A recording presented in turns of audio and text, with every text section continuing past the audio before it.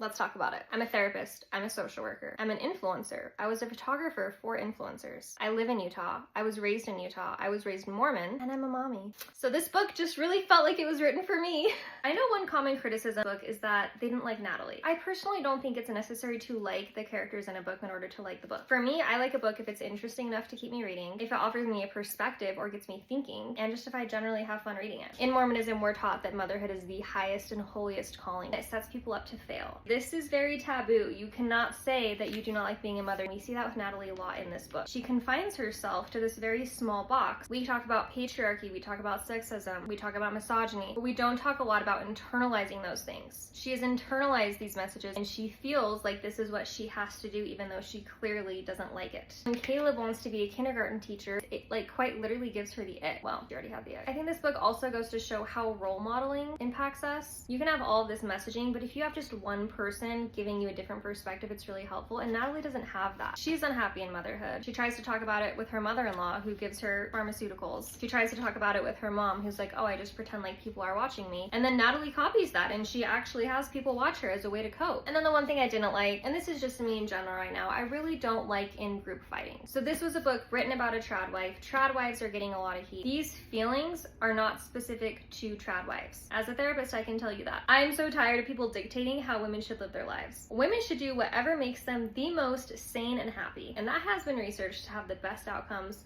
for their children. There's nothing wrong with baking sourdough bread. There's nothing wrong with being a stay-at-home mom, but it is a very vulnerable position to have to rely financially on a man. Of course, the great irony is none of these trad wives are relying financially on their men because they make the money. They're not the best example of the most vulnerable position women can be in. Anyway, 5 out of 5 book, loved it. I would recommend this to everyone because I think even if someone hates it, it still opens up really interesting conversations. If you want more book reviews, let me know. I do read a lot.